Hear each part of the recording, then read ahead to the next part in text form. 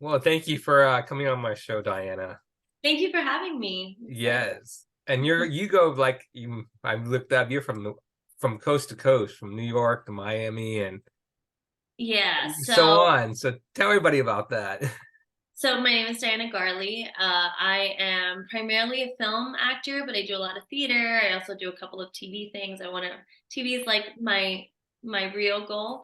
But I am bi-coastal, so I live between Miami, Florida, Los Angeles, and Atlanta. So I guess it's like multi-coastal, and then I also have housing in New York, so I'm there pretty often as well. This year has been a big year of like I was in Atlanta like 4 times, I was in LA like 7 times, in New York a couple of times. So it's been a really great year for me in terms of work across the country. Right, and you do But a lot of traveling. I noticed yeah, like yeah. crazy. Yeah, I mean a lot of it for work, but also that's just, when I'm Hmm. done here, my biggest love is travel. And this year I turned 30, and I had a really big goal of reaching 30 countries Hmm. before I turned 30.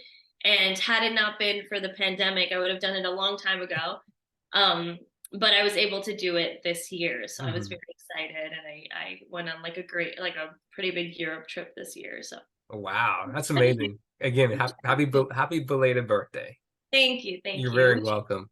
So We turned since you brought up the pandemic, and I've asked most people this, and what have you noticed that was so hard for an actress or an actor during the pandemic? I mean, I know like nobody could travel, you had to stay home. I mean, a lot of actors didn't have work. I mean, most of us, it doesn't matter if you're in entertainment yeah. industry or not, but how did you or have you noticed other people who in the entertainment industry handle the situation? I mean, I think it's case by case, but I think everybody had a really tough time, right? Like I was one of the few people who knew some. My mom and my grandfather actually were in the ICU March 2020 because of COVID. So Hmm. right away, I was panicking from the beginning, and I took it very seriously. So in terms of my personal life, it was kind of jarring, especially because at first everyone just thought that it was going to be a couple of months, and Right. and kind of like the strike, right? So it was just like, oh, 1 month here, 1 month there. Now it's been 5 months. Now it's been 6 months. What do we do? And it's interesting because I was meant to go to Thailand in April of 2020, and then be in LA for like 6 months. And I had just closed a show in Florida. And Florida's where I'm originally from. My family's here and everything. So I just closed a show in Florida, and I was getting ready to go on my trip to Thailand.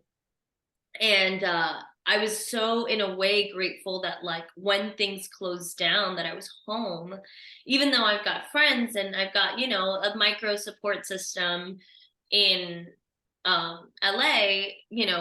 Florida, Miami is where I have like my whole Mhm. family and like all my like really close friends. And so I think as an actor, it was really important to be able to kind of have that support system, because not only were we all alone for a while, but also just like a lot of other industries, we shut down. And when we Right. shut down hard, right? So um it was interesting at first. I was working for the Miami Children's Museum at the Hmm. time as a performer, basically part-time. Whenever I was in town, I would be, do like a performance or something here and there.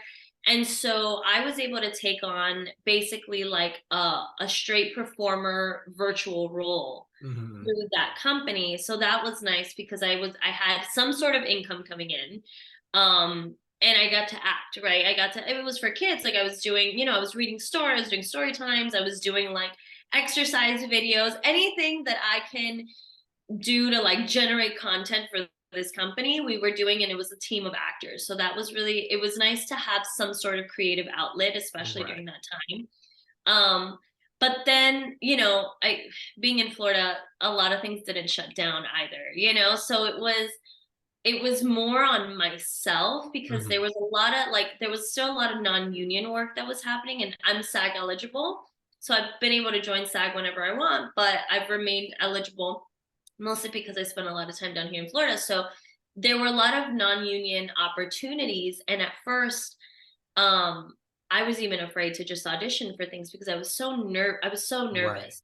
You know, I almost lost my grandfather, I almost lost my mom. They were in the ICU for months. Like it was not a fun time. So at first I kind of stifled myself. But once I think I got the hang of everything with you know, with the museum and kind of had some sort of steadiness going, I think Hmm. that that was for me is really important, especially as an actor, is to find something that's consistent, whether it's, you know, whether it's work or whether it's a hobby or something, Right. because this industry is so, you know, It the rug gets, fluctuates. yeah, the rug gets pulled from under you with or without a pandemic. So Right. having something that has consistency was really important. So then Yeah. being able to have that job, I was able to kind of relax into whatever Hmm. this new normal was. And my boyfriend's also an actor, so he and I were in a very like cool place where everyone was looking for couples for commercials and couples for plays and Hmm. and people that lived in the same pods.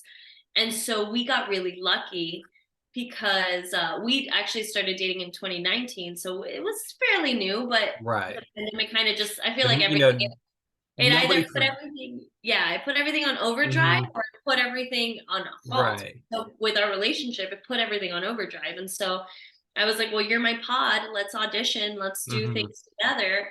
And we ended up booking a lot of commercials and work together. We booked this basically it was this it was a play, it was for theater, but Hmm. it was one of the first theaters to do live stream with no audience. It was just a ton of green screens and three um like basically live Right. cameras, which was awesome because it felt like I was doing a studio audience kind of, you know, SNL kind of thing. Hmm. But we booked that together, and so that was nice because And again, that was in Florida. that was in Florida. Okay. Yeah. Yeah. So I did a lot of stuff in Florida during that time. Or not a lot, but like I think once everything started to settle down. So I mean, if it started in March, around November, December, or November was when I went with I did that play, and then we Hmm. started just booking commercials here and there. So I was one of the few that I was very lucky. That's I good. don't take that for granted. I was very Hmm. lucky during both the pandemic and the strike. I've been Right. working nonstop, so that's been really good. But I know it's not like that for everybody. It Right. fluctuates, right? You know, when it's good, you kind of Hmm. have to. Well, I know because everybody handled the pandemic differently, and I know, like, yeah, I don't know if you agree with me, but it was so weird, and then suddenly everything kind of went, wait, what is happening, right? And then, your health, the family's health, and Yeah. affected, well, people as us in the entertainment industry, but also people who are not in the entertainment industry. You have Office Works and all these places. But I remember, everybody was like, "Wait, Hollywood shut down? No, wait, what's happening?" It's like no movie, no TV shows. Like everybody was like wondering, okay, when's the next new episode of this show? But nothing was happening because everything was like, And and it it was really like, felt what? like What's the end. happening? Yeah, it felt like the end. It felt like, Yeah, what, you know, where is this? Where's our industry going? You right. know, I think one of the best things, and this is a controversial topic, but one of the best things that came out of COVID, at least for me, was the idea of self tapes. You know, because as a bicoastal actor, it really allows me to be able to submit for things in New York, in LA, or Hmm. in Miami if I'm somewhere And else. that's what a lot of people are saying. Pardon me, I'm sorry. The self tapes, or it's Yeah, helping people. yeah, I think, I mean, for me it's been very beneficial, and I got quite good at it, you know, and I was able to, you know, that was one thing. I've been doing this my entire life. I started acting when I was 5 years old, and for me, the idea that like you never stop learning, you can always get better. And I was so nervous because there wasn't as much consistent work, and the work that I was doing, though I was very grateful for, was like through a museum, you know, it wasn't like Hmm. the nitty gritty things that I was used to. Right. Um, I wanted to make sure that I stayed consistent as an actor. So Hmm. I took that time to like really perfect my self-tape setup and really, and like I would do Zoom classes, and it's so easy to become complacent when things just aren't coming to you. And so Right. I think that it's important to just be like, well, okay, if it's not coming to me, I'm going to do everything I can in my power to make sure that when we are back, I am ready to go. Kind of. 100%. I totally, that's true. So you mentioned you started acting when you're 5 years old. Yeah. And what was the story behind that? I mean, from a 5-year old, what did you see something on TV, or was your parents in the entertainment industry? What was the So story leading up to that? So there's like a two storylines that kind of go together. One was my mom had put me in etiquette classes at like 4 years old to learn how to like use a knife or whatever. I didn't even know those things. I mean, I can't even believe those things existed, right? So there was like how to use a knife, how to whatever, and Right. it was at a modeling agency. So that was part of that like the modeling agency. I was already kind of working at an agent or taking classes at an agency. Hmm. So that was an easy kind of jump into the acting industry, but I actually, like, when I was little, really wanted to be an actor because I went to see in Orlando when they had Nickelodeon Studios in like Universal Studios. They would do live studio tapings of Nick Jr. shows.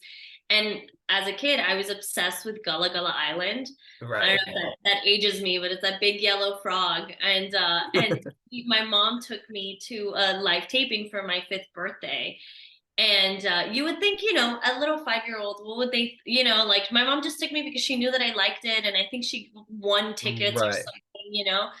And and I like saw that and I sat in the audience, and I can still remember that feel. Like it's one of my core memories as a kid is sitting in that studio audience and being so like perplexed about all of the people that it took to put that frog on my screen.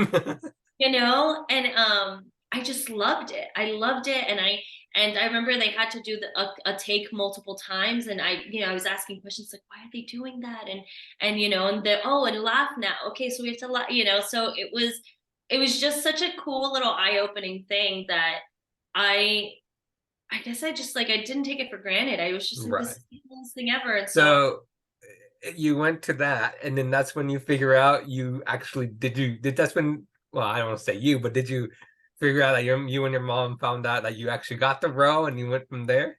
Well, no, that was just we were just watching it. We were just there to like see it, we were part of the studio audience. And Oh, okay. so yeah, and so I told my mom after that, I was like, I want to do that. I want to do that. And my mom, joking around, she's like, okay, well, we'll put you in acting classes. You're already in these etiquette classes and these modeling classes. It's in the same like little agency. Hmm. And so I started taking acting classes, and that like group or school no longer exists. Her name was Maxine something. But she had an agency as well, and I think there was a Juicy Juice commercial that was having an audition, and they were like, oh, we think she'd be perfect for it. How about we have her audition? And so I auditioned, and it was my first audition. That's like a little 5-year-old, and I booked it. And yeah, so I started doing a lot of commercials growing up from like the time I was 5 till about 8. And then my mom was like, I don't want to force you into acting, I don't want to be a stage mom. And I got out of acting for about a year, and I was like 9, and I was like, but I want to do it again. Like, can we please? I missed being in an audition. I missed being on set. I really Hmm. enjoy being on set. It's one of my favorite things. Just being a part of something that Hmm. feels so grand, and seeing that it takes a village. Like I think it's such one of the most beautiful industries on our planet. Right. And so I was like, I want to do it. And so my mom put me back, and at that time she had some connections with like a Spanish agency and Spanish acting school, so she put me in Hmm. that. And I started doing soap operas in Spanish, telenovelas, for a few years, for about 8 years. So like from the time I was like 9 till 16, 17. And then around that age, I kind of decided I went through a lot of stuff, and I decided that I didn't want to do Spanish television, that like I grew up here, I'm in Miami, I want to do the English industry. Like that's what I want. Hmm. And not that there's anything wrong with the Spanish market, but it's just two very different markets. And even as a kid, I was like, this is what I want. I want to do, TV. But I want to do it in the English American market. And so around that time, I ended up getting a scholarship to go to NYU's summer high school abroad program in Hmm. Dublin. And I lived in Dublin for a little while doing theater. And I've been doing little bits of theater here and there from like school and like little things. But that's when I fell in love with theater, and I was like, oh, this is beautiful. I was like, I really loved that training. And I came back, I finished high school. Hmm. And then there was that decision of, do I go to college and spend a lot of money for a theater degree or a film degree, or do I go straight into working? And so um, there were a lot of factors that led up to the decision, but I decided to stay local and try to build as much of a resume as I could in the English market. At that point, I had already been acting, 15 years out of my life, or not, or Hmm. a little bit less, like 13 or something. I started when I was 5. I knew how to work an audition room. I knew how, so, and I wasn't ready to let that go for 4 years. So I started auditioning. I ended up doing a lot of theater for the first kind of 5 years Hmm. after high school, which I think were great, because I think I was a rep member, a company member at a theater company that like just kept hiring me. So that, I always say, I'm like, that was my college experience, was working at this theater company, and working my way up from being an understudy to the lead. And it was such a pivotal moment of my life in terms of growth and learning, technique, but learning in field, right? Versus going, I think school's so Right. important, and I take tons of classes and stuff still. But for me, it was so great for my career to just kind of Hmm. go full throttle. And so I did a lot of theater from the time I was like 18 until I was about 23, 24. And then at 24, I booked a world tour. So I did a world tour doing theater. And then I came back and I was like, great, I love theater, but it's time to go back to my roots, like it's time to Right. go back to on screen stuff. Right. And so I started auditioning again for on screen stuff. I landed a couple of Hallmark films. I did that. I did a bunch of little things leading up Yes, to. and I noticed you are in a couple of Hallmark films. Yeah, yeah, yeah, Dare to Say Yes, and yeah. and other Hallmark films. So let's talk about some of those Hallmark films. What can you tell the audience about the Hallmark film that you were in, about Dare to Say Yes? So Dare to Say Yes is actually Lifetime. Hallmark was the one that I did for Oh, Hallmark. sorry, Lifetime, sorry. No, that's okay. They're very similar in style. My first film was Love in the Sun for Hallmark with Emrah Tuiba, she's amazing, and we became very close friends. And that was really fun, because that was one of my bigger things back on screen after such a long time. So it was very near and dear to me. And then did a bunch of other films, in between. But the Dare to Say Yes, which is the Lifetime film, but stay tuned, because it might be on Tubi eventually. Like it's going to be way more accessible than well, right now it's only overseas. Right now it's in Turkey. I think it's in like Switzerland. Like Hmm. it's dubbed in like 7 languages right now, which is really interesting to see myself dubbed, because I do a lot of dubbing. I was like, oh, I wonder who did my voice. But it's a really fun film. It looks like it's shot in Hawaii, and it was actually shot in Florida in someone's farm, actually, like that had a beautiful mansion that looked like a tropical oasis. And Wow. I it's that movie, Dare to Say Yes, is very dear to me. We shot it, actually, today's the 29th. Today, last year, was our first day on set. Oh, wow. Yeah. I That's actually, so amazing. it's such a beautiful film, because I mean, for the story is so fun. It's very, it's about two people falling in love, Hmm. and my character is like the best friend that's really like urging her to like Hmm. no, you should do this. And it was a different character that I normally play. I normally play like the weepy character. And this was like, she was a fun character who was like, let's go party, let's go do things. And it was very fun. But it's very common that, you build these friendships with everyone on Hmm. set. But because our contracts are so small, you build the friendships. You're like, oh, these people are cool, and like you keep in touch, but it's not like a constant keeping in touch. My cast and Dare to Say Yes, like the core four of us, we are still inseparable. Like two of them came and flew down because one of them's from LA, the other one's from Atlanta. They flew down for my birthday. Like we are so close. We're all going to each other's weddings. Well, right now there's only one wedding on the docket, but like we're all going. We became such close friends. And I think it's one of those films that you can tell the like chemistry on set because we were just having so much fun. It was such a Hmm. we were in a beautiful place, and I think the four of us were just so grateful to be there and like laugh with each other. That it's not like a regular, sappy little Lifetime movie because I think that there's really real comedy and really like Hmm. real moments because we were just jiving so well. Not to say that other movies don't have that, but I'm really proud of this one. I think it's a fun one. Amazing. How long did it take to film it? That one it was felt a little shotgun. We did that in about a month. It was about 4.5 weeks. Okay. Wow. So right, And then we of finished. course, now the most recent, your one you did Nine Windows. Okay, yeah, that went. Yes, let's talk about that. You got to work with an actor who won the Tony, the Emmy, the Golden Globe Awards. So let's Yeah. talk about working with William and Oh my being on God. set with him. And did you feel nervous being with someone who has won all these awards? Like, how was it? 100%. William Forsythe is one of the most giving actors on the planet. He's so wonderful. We shot that actually a little over a year ago, way before Dare to Say Yes. But it's just making its rounds now.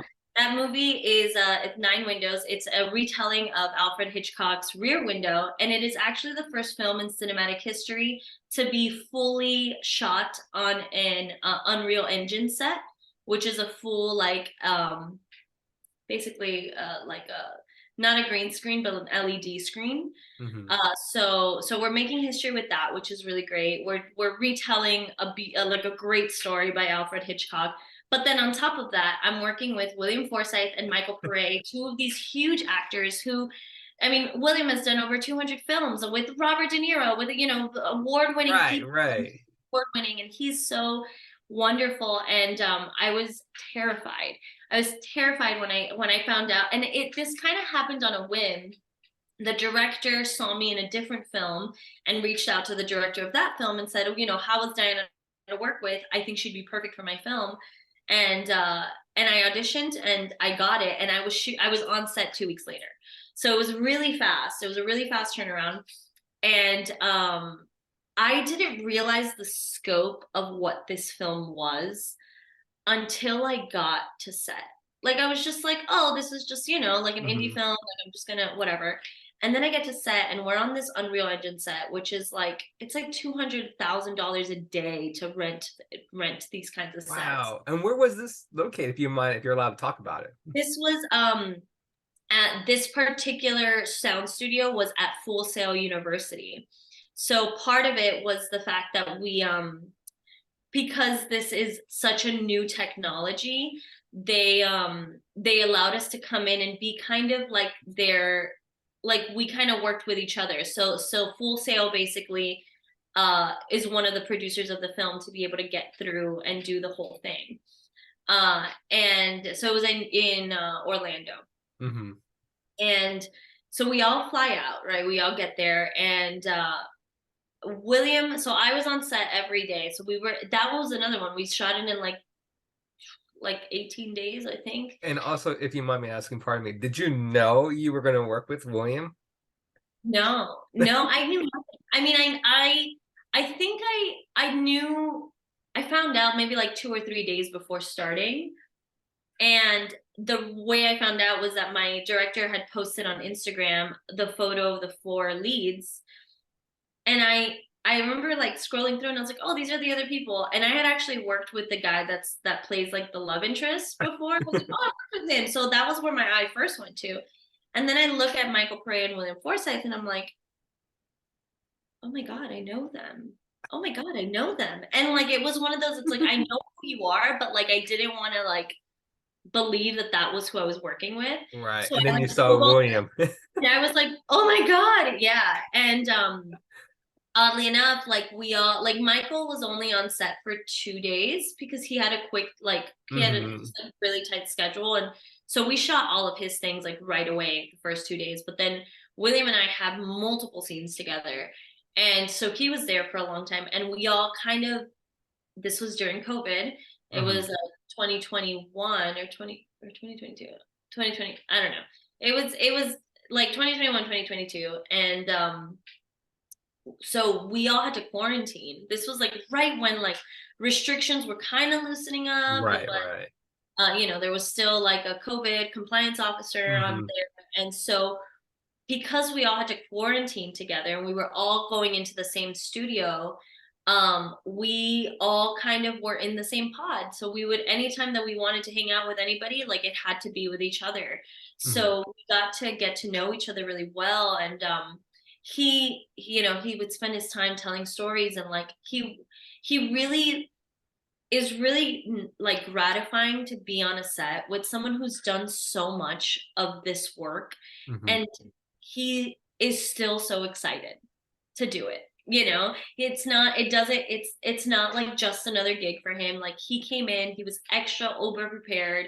He came in with ideas. He came in with, he taught me so much about like just little things. He would really explain like things that like little nuances that he was doing. He was like, did you see that? So I'm doing this and this and this and this. And I thankfully at that point, I'm already at an age that I was like, I was taking every single nugget and just like soaking it up.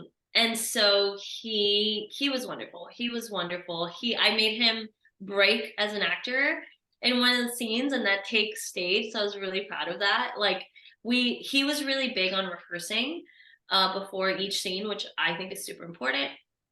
And we were doing a lot of rehearsals, but there was this one particular scene that we were running out of time. We needed to get to, and the director was like, "Okay, you guys know it. Just like have fun." And so every once in a while we throw in an extra line, like he would improv. We would kind of keep going, keep the scene going, and seeing Hmm. where it went. And in the scene, like I pull out like some random phrase that made sense to the scene, and he just like stopped, looked at me, kept going, and then after we like finished, he was like, you broke me, you broke me. I almost like lost my shit crying, laughing. Sorry, I don't know if I should curse, um but yeah, so it was such a like I owe a lot to him. I learned so much working with him. Wow, amazing. And what if I don't know if you're allowed to tell, but can you tell the audience a little bit about the story? Yeah, yeah. So the more excited we get about this film, the hopefully the bigger it'll go. And Um, to me, when I was reading a little brief detail, it's like a crime scene. Is that correct? A little yeah. bit. So like I said, it's a modern retelling of Hitchcock's Rear Window, where the main character, it's me. My character's name is Liza. She is actually she's studying to be an FBI agent, and right at the beginning of the movie, she has this horrific car accident Hmm. where her parents pass away, and she is immobile from her like legs down. It's Hmm. not a forever thing. It's just she has to relearn how to walk. But her depression kind of takes over her, and she, instead of working on her physical therapy, kind of lets herself go. And in that becomes very bitter, becomes very just not someone you really want to be around, becomes very lonely, becomes a hermit crab. And the only person she sees is her physical therapist, who comes to her house. And the only thing she does to kind of keep herself occupied is she goes on this social media forum that It's meant for people who are trying to advertise their Hmm. jobs. So it's like people just doing little snippets of their jobs. Think of it like a TikTok, but on an actual web page Right. of short form videos. Um, and so she spends the day talking, like watching them and then trolling them, like being really mean. And in that one day, in one of the windows, she witnesses a murder. And so from that point on, without giving too much away, she kind of goes on a quest to find out, is it real? Who's doing it? She kind of entangles herself in this Hmm. whole like crime scene. And that's where William and Michael come in. They come in as the officers and the Right. detectives. Wow. And we're trying to kind of figure out this crime, and I think it's very telling to Hmm. basically like our world right now. We don't How many times are we on social media thinking that we're anonymous and we can do whatever we want? and it, Right. 100%. But we and can't. exactly, you can't. But also, to flip that coin, how many times do we think that we can be online and we're safe and nobody's watching? And Right. you never know. So I think it Mhm. it speaks a lot to the culture now. And it's in Hitchcock's film, the main character is watching it from his apartment building, and it's a different apartment with different windows. So Lou, who directed it but also wrote it, she made it now the 9 web windows. So Mhm. but And where can people see it? Is it So right now it's doing its festival route. So it is actually, if you're going to be in New York, December 10th, it's going to be in the New York City Film Festival. mhm. But it's doing its festival routes, hopefully going to streaming spring of 2024. So I gotta keep you posted. Yes, please do. And then of course, you have 5 films out in film festival. Is that correct? Right. You Yeah. got in Rome International, you have New York City, you have the Spooky Empire and so etc. So congratulations about that. Thank you. Thank you. Thank Yes. you. And so of course, a lot of people are wondering, what is your upcoming films? I know you can't talk about much about it, and I understand, the audience understands, hopefully. But what are your upcoming films? What's your plans from now till whatever your next film? And I did some little research, but I know that you have something that you're working on for next year, maybe 2024, maybe.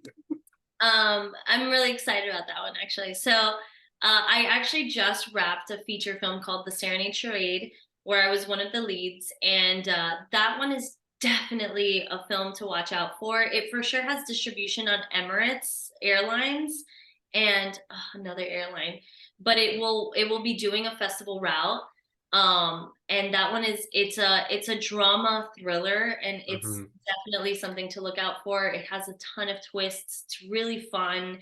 We had such a blast filming it. It's one of those that like you watch it once and you're like, "Oh, this is a good movie." But then if you watch it again, you see all of the little things leading up to all the twists, which is Hmm. was really a treat to be able to shoot and film and dive into.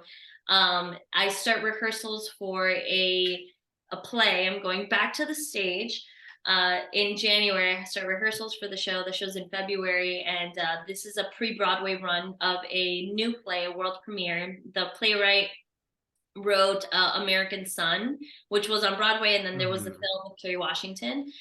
So this is his next baby. So I'm excited to be a part of that. I'm excited I play one of the leads in that as well. And then we did a proof of concept of this film called 72, and it is based in 1972 in New York City, and it is the story of a Cuban family, and I play the writer and director. I play her as an 18-year-old, and she tells her parents on New Year's Eve in 1972 that she is deciding to become an American citizen. And as an immigrant, especially at that time, especially with Cuban parents at the time, it was a big deal. And things just kind of blow up from that. And so we did the proof of concept January of this year.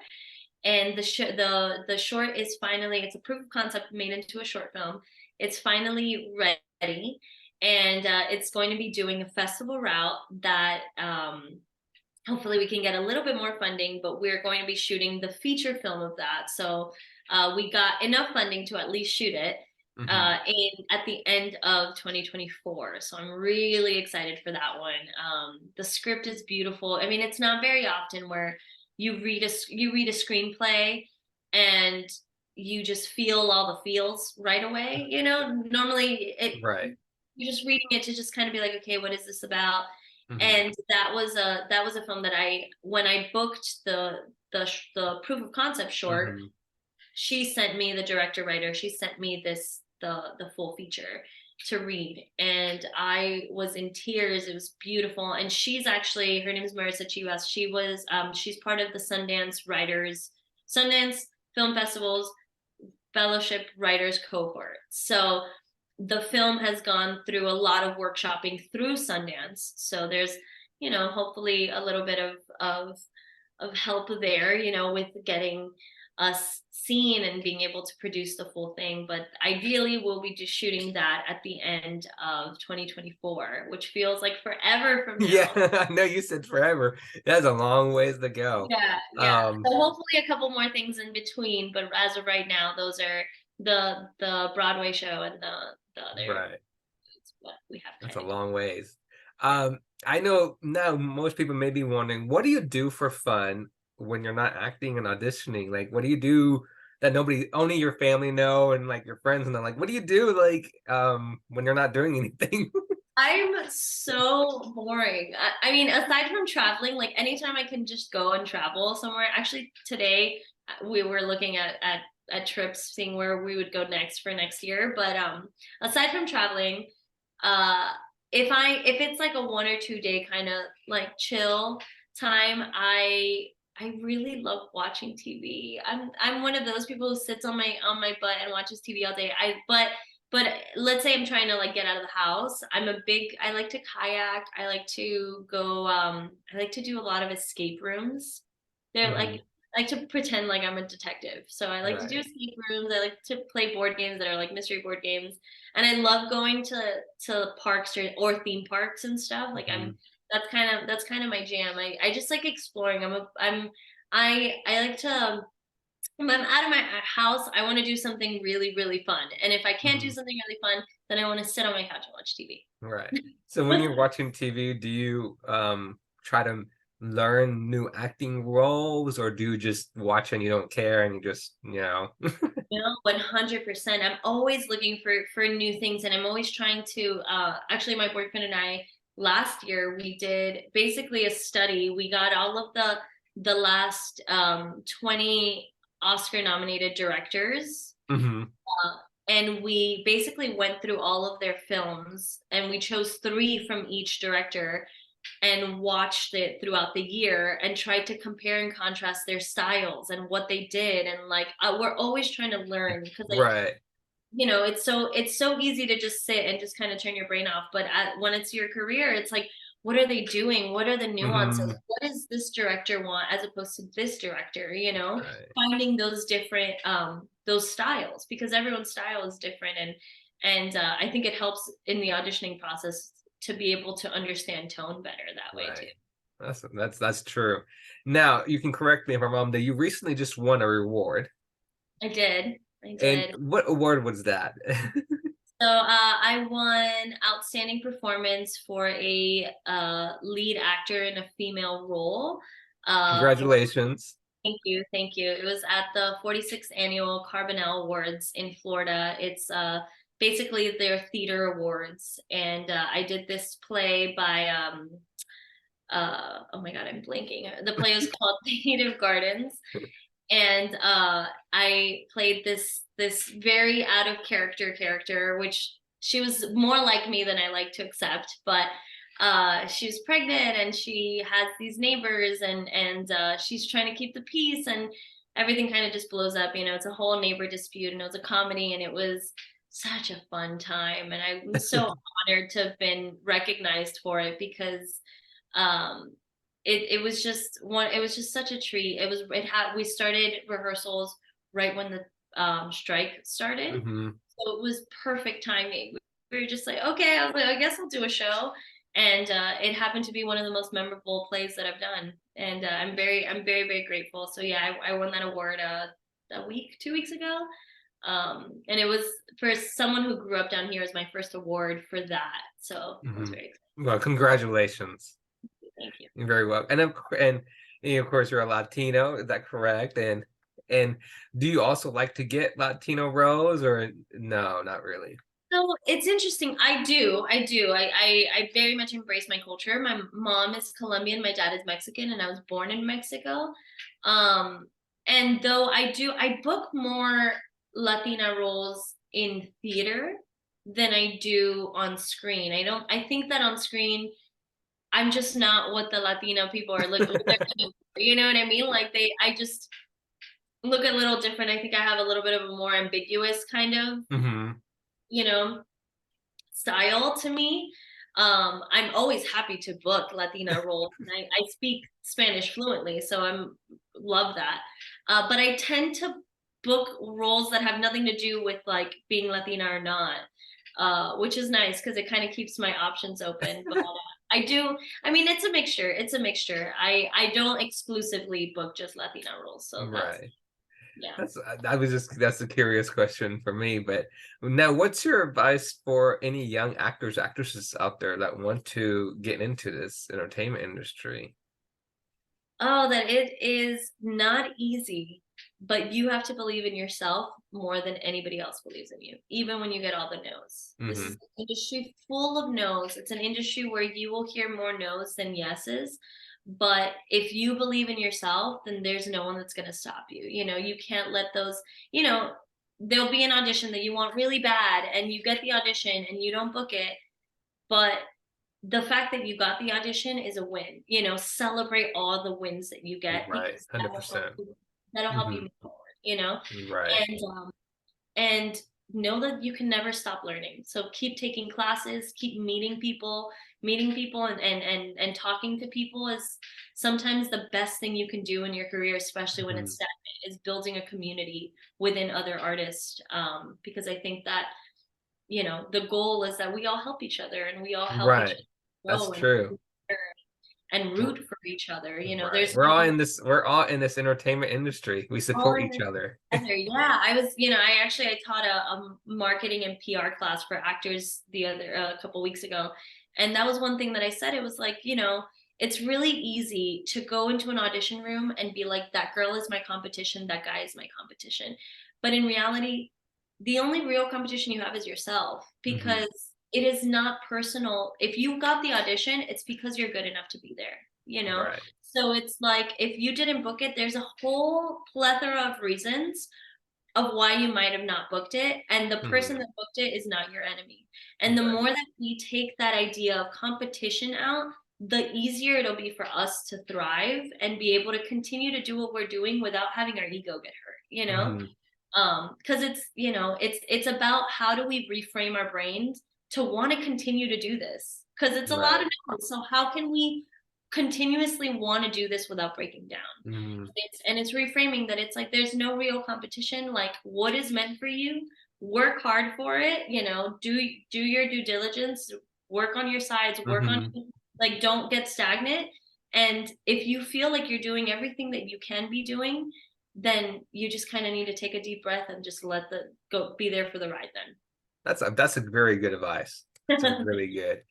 Now my last question is, did your parents ever thought you will get this far and like like I'm just saying you win an award, you have five films and film in this, festivals. I mean, you worked with the with William, you won all these awards. I mean, did your parents ever thought you would make it this far? You mind I me mean, asking? I grew up with my mom, and my mom is my biggest number one fan, biggest supporter. Hmm. I would not be have gotten this far had it not been for her support in this, and Hmm. it's not necessarily financial support, but more in the sense of she always said that this career was important. And that is, having that support system and having someone who truly believes in you and believes that telling stories is the way to fix the future, is the way to like impact people's lives, Right. pivotal for me, you know, because I always had someone that believed in me. So I think I feel like I don't I hope I'm haven't disappointed my mom, but I feel like my mom probably thought that I would be way further along by now, or maybe that's just me talking about Right. you. And a follow-up for you, a follow-up question is, how about yourself? As yourself as Diana, did you ever thought, coming this far as Um, to this day? yeah, I mean, I've always wanted to, you know, and it's interesting you say that because it's really easy to be present in the today and Hmm. not kind of reflect back on all the achievements. So there are days where I'm like, I haven't gotten as far as I need to get. Like, what do you mean I'm 30 and I'm not doing this? You know, like, and that's something that's consistent in this industry Hmm. because it ebbs and flows so much. But then I've had a really beautiful year. But you know, now that we're approaching the end of the year, I've been able to truly kind of really, you know, reflect on the amazing year that I've had, and I'm just so grateful. I think that, you know, I've always wanted to be here, you know what I mean, and even get further. You know, this isn't this isn't the top for me. We're gonna keep going. We're gonna keep like you know, climbing up there. Um but I am so grateful. I can really recognize that it hasn't nothing has been given to me, but I've been so fortunate to be able to have the year and the career that I have up till now. Yes, I noticed that, all the way from the beginning of this year to now. But of course, your past I've looked into. You have done a lot as well. And of course, because of COVID, there was nothing much. But I mean, before that, I mean, 2019 and all the way past that, you've done a lot of acting work. And then again, congratulations on winning an award. But here you are, still going. So again, I'm so excited. Thank you for coming on my show, and I look forward to having you back. Yeah, sure. Anytime. This was fun. Well, thank you, and I look forward to talking to you again. And when you have your next project, I'll be looking out for. I'll be reaching out to you again. Thank you. Thank you so much. Anytime. Thank you, Diane. I'll talk to you soon. Talk to you Bye soon. bye. Bye.